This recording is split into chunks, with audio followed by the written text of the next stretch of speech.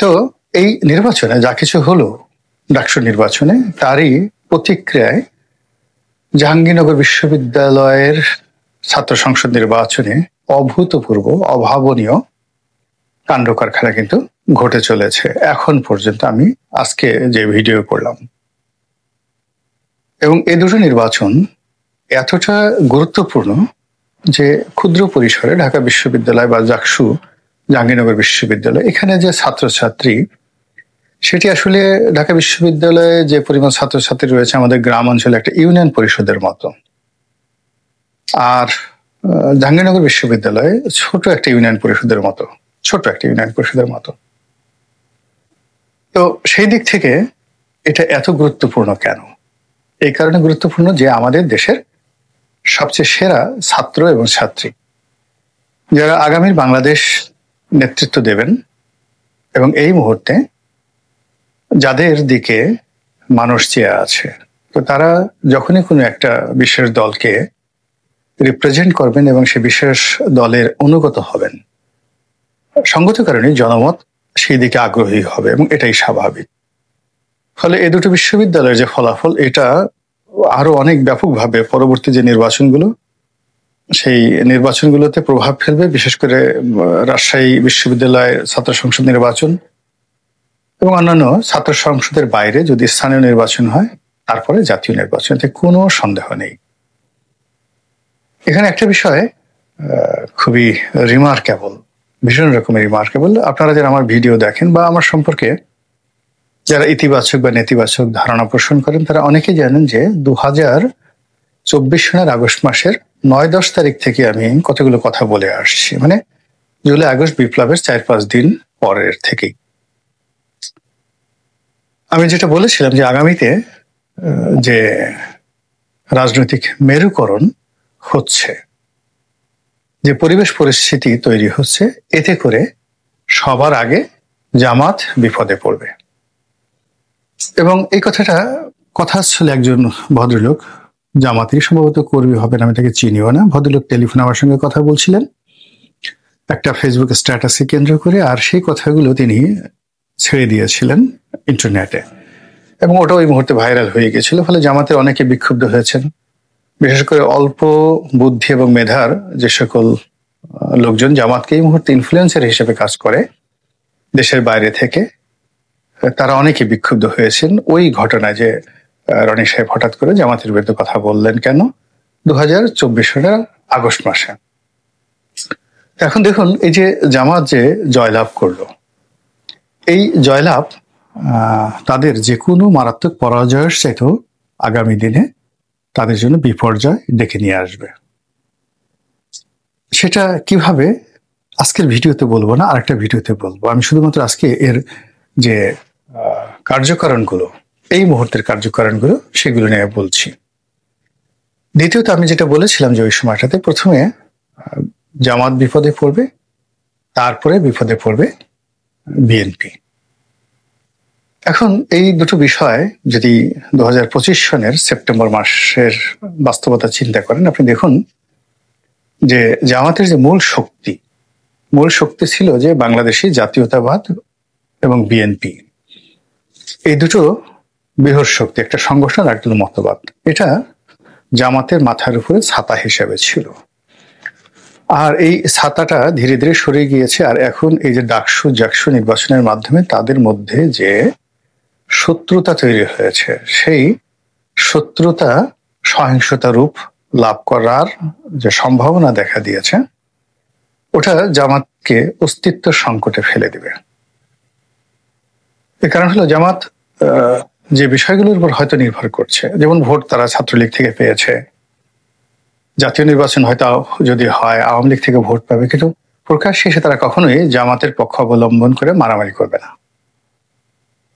অন্যদিকে যেটা হচ্ছে, ছাত্র দলের সঙ্গে, যুব দলের সঙ্গে কিংবা বিএনপির সঙ্গে যখন জামাতের এরকম কনফ্লিক্ট অফ ইন্টারেস্ট নিয়ে দ্বন্দ্ব সংঘাত শুরু হবে, অমনি ঠিক অনেকটা আওয়ামী লীগের মতো, ছাত্রলীগের মতো, যুবলীগের মতো যুদ্ধংদেহী মনোভাব নিয়ে যদি বিএনপি ঝাঁপিয়ে পড়ে জামাতের উপর, বিশ্বাস করেন সুবহান আল্লাহ, আল্লাহু আকবার বলারও তারা সময় পাবেন না।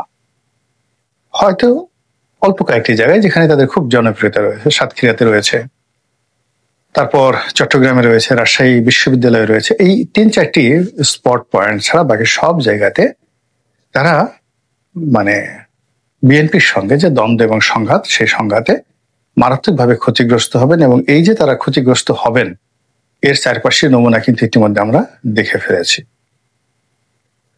তো এই গেল জামাতের ঘটনা। এখন বিএনপির ঘটনা, বিএনপি কিভাবে ক্ষতিগ্রস্ত হবেন। প্রথমত, বিএনপির সঙ্গে জামাতের যে দূরত্ব, সেই দূরত্ব আওয়ামী লীগ খুব কৌশলে এই কাজটি করে দিয়েছে। আবার জামাত খুব কৌশলে আওয়ামী লীগের সঙ্গে থেকে বিএনপিকে দিয়ে এমন কতগুলো কাজ করিয়ে দিয়েছে, যার ফলে আগামীতে বিএনপি এবং আওয়ামী লীগ যে অনিবার্য সংঘাত এবং সংঘর্ষ যখন হবে, তখন সবচেয়ে বেশি শক্তি থাকবে আওয়ামী লীগের হাতে। এর কারণ হলো, গত 1 বছরে এমনিতেই তারা বৈষম্য বিরোধী ছাত্র, তারপরে হাসনাত, সার্জিস, মাহফুজদের সঙ্গে মনস্তাত্ত্বিক যুদ্ধে অনেক শক্তি হারিয়েছে। চাঁদাবাজি, মারামারি, কাটাকাটি, দখলবাজিতে তারা নৈতিক মনোবল হারিয়ে ফেলেছে। সরকারের সঙ্গে তাদের যে সম্পর্ক, সেই সম্পর্কে টানাপোড়েনের কারণে তারা নানা রকম আতঙ্কের মধ্যে দিন কাটিয়েছে। সর্বশেষ শিবিরের কাছে তাদের পরাজয় এবং আগামীতে জামাত শিবিরের সঙ্গে তাদের যে সংঘর্ষ, এটা এই দলটিকে একেবারে রীতিগত দুর্বল থেকে দুর্বলতার করে তুলবে। আর জামাত শিবিরকে মারাত্মক, মানে একেবারে আওয়ামী লীগ যে ক্ষয়ক্ষতি করতে পারেনি, তার চেয়ে বেশি ক্ষয়ক্ষতি বিএনপির দ্বারা হয়ে যাবে জামাত শিবির। আর ঠিক সেই সময়টাতে যখন পরিপূর্ণ উদ্যম নিয়ে আওয়ামী লীগ আক্রমণ করবে, তখন মাঠে আসলে শিবির বা জামাত থাকবে না, থাকবে শুধুমাত্র দুর্বল অসহায় এক বিএনপি। এটাই হলো মানে আপাতত যে রাজনীতি, সেই রাজনীতির আপনি যদি অঙ্ক, সেই অঙ্কের যোগফল, সেই যোগফল এই হবে, এর বাইরে হওয়ার কোনো সম্ভাবনা নেই। কোনো অলৌকিক ঘটনা রাজনীতিতে ঘটে না, কোনো দৈববাণী এখানে আসে না। এখানে যা কিছু হয় বুদ্ধির কৌশল, এবং বুদ্ধির জন্য ফিজিক্স লাগবে, মানে আপনার সংখ্যা লাগবে, অস্তিত্ব লাগবে। অস্তিত্ববিহীন কোনো যুদ্ধ এখানে হয় না। তো সেই দিক থেকে এই যে বর্তমান যে রাজনীতি, সেই রাজনীতির যে বিষয়গুলি নিয়ে শুরু করেছিলাম, যে ঢাকা বিশ্ববিদ্যালয়ে শিবিরকে ছাত্রলীগ ভোট দিয়েছে, হতে পারে আবার নাও হতে পারে। হতে পারে এই কারণে যে এত ছাত্রলীগ কোথায় গেল।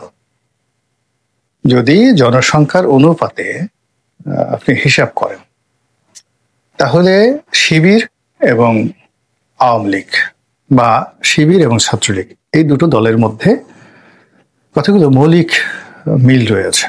ক্যাডার ভিত্তিক রাজনীতি।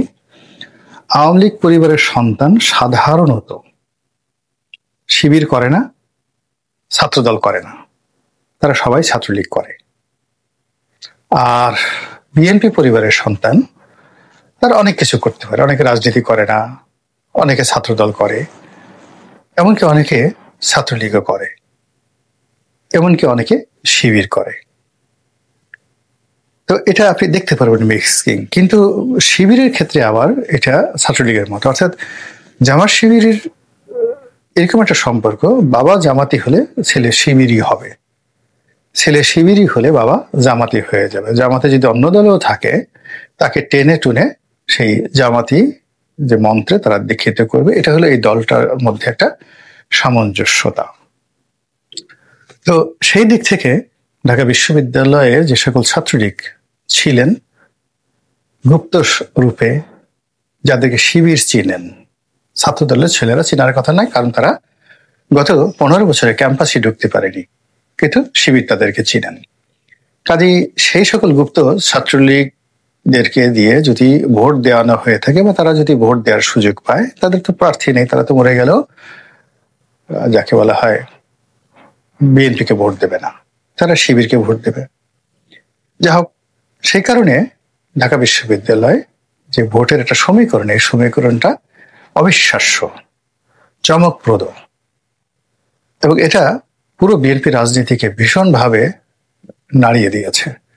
বিএনপি জনাব তারেক রহমান সাহেব থেকে শুরু করে অনেক শীর্ষ নেতা, মির্জা ফখরুল সাহেব, তিনি এখন দেশের বাইরে চিকিৎসা করাচ্ছেন তার স্ত্রীকে। তো সব মিলিয়ে বিএনপি এতটা নাজুক অবস্থার মধ্যে পড়েছে যে তারা নির্বাক, নিস্তব্ধ। এবং গত কয়েকদিনে ডাকসু নির্বাচনের পরে নির্বাচন নিয়ে সরকার খুব নড়াচড়া করছে যে ফেব্রুয়ারি মাসে নির্বাচন হবেই, কিন্তু বিএনপির পক্ষ থেকে ওইভাবে ফেব্রুয়ারিতে নির্বাচন দরকার, কোনো শক্তি বাধা দিতে পারবে না, ইত্যাদি ইত্যাদি যে কথাগুলো সরকারি ন্যারেটিভ ছিল, তার সঙ্গে বিএনপি যেভাবে কণ্ঠ মেলাতো, এই কণ্ঠগুলো শোনা যাচ্ছে না। ফলে তারা এখন জাতীয় নির্বাচন নিয়ে আতঙ্কিত হয়ে পড়েছেন যে জাতীয় নির্বাচনে যদি আওয়ামী লীগের ভোটাররা জামাতের প্রার্থীকে ভোট দেয় তাহলে দিবে না কেন? যদি দিয়ে তাহলে তো সরকার গঠন করবে জামাত, কোনো সন্দেহ নেই। এবং জামাতের সঙ্গে যদি আওয়ামী লীগের সখ্য হয়, সেখানে দিল্লির যদি নির্দেশনা থাকে, শিবির, জামাত, ছাত্রলীগ, আওয়ামী লীগ, তাদের যে সম্মিলিত শক্তি, যে কোনো মাঠে, যে কোনো নির্বাচন এলাকায় তারা যদি প্রতিরোধ গড়ে তোলে, সেক্ষেত্রে বিএনপির জন্য পুরো পরিস্থিতি নাজুক হয়ে পড়বে। আমরা সবাই জানি যে বেশিরভাগ থানা, বেশিরভাগ এসপি অফিস, ডিসি অফিস জামাত মদতপুষ্ট। তো সেনাবাহিনী সেখানে সিভিল অ্যাডমিনিস্ট্রেশনের সঙ্গে কতটা নিউট্রালিটি বজায় রাখতে পারবে? তাহলে কি হচ্ছে যে সামনে যে নির্বাচনটি হচ্ছে, ওই যে নাসিরউদ্দিন পাটোয়ারির যে বক্তব্য, বড় জোর 50টা সিট থেকে 100টা সিট পেতে পারে বিএনপি। এখন ডাকসু নির্বাচনের পরে এটা 50-এর নিচে নেমে এসেছে। এটি বড় জোর 30-35টি সিটে। নাসিরউদ্দিন পাটোয়ারিকে যদি এখন আপনারা সাক্ষাৎকার নেন, তখন বলবেন যে আমি একটা জোশের কারণে বলে ফেলেছিলাম 50 থেকে 100, বাট এখন সেপ্টেম্বর মাসে আমার বক্তব্য হলো 30 থেকে 35টি সিট বিএনপি পেতে পারে, বা আমরা বিএনপিকে দেব যদি নির্বাচন এরকম ভাবে হয়। এবং আশ্চর্যের ব্যাপার হলো যে রাজনীতিতে মিত্রতা এবং শত্রুতা এত মারাত্মক যে আপনার ঘরের সবচেয়ে নিকটতম যে লোকটি, ওটি আপনাকে ডুবাবে, ও আপনার সঙ্গে বেইমানি করবে। এমনকি আপনার স্ত্রী, এমনকি আপনার মা, এমনকি আপনার সন্তান, এমনকি আপনার সবচেয়ে প্রিয় বন্ধু, আপনার ভাই, আপনার গর্দান নিয়ে নেবে। হাজার হাজার ইতিহাস রয়েছে রাজনীতিতে। আর সবচেয়ে আপনার সারা জীবনের যে শত্রু, যুদ্ধের ময়দানে অল অন এ সাডেন, কেবলমাত্র স্বার্থের কারণে সে আপনার বন্ধু হয়ে যাবে। যে আপনার বাবাকে মেরেছেন, আপনার মাকে মেরেছেন, সে আপনাকে আপনার শত্রুর কবল থেকে উদ্ধার করে আপনার উজিরে আজম হয়ে যাবেন। হাজার হাজার উদাহরণ আমি দিতে পারি।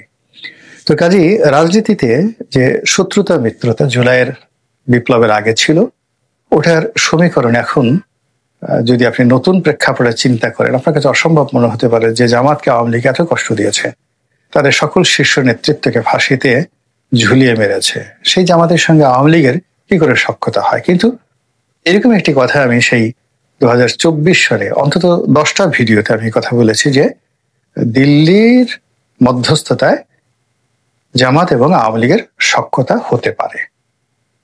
এখন আপনি দেখুন ঢাকা বিশ্ববিদ্যালয়ে যে ঘটনা ঘটেছে, এর সঙ্গে দিল্লির কোনো নির্দেশনা থাকুক বা না থাকুক, জামাতকে আপনি ভারতীয় ট্যাগ দেন বা না দেন, কিন্তু ঘটনা তো ঘটে গেছে।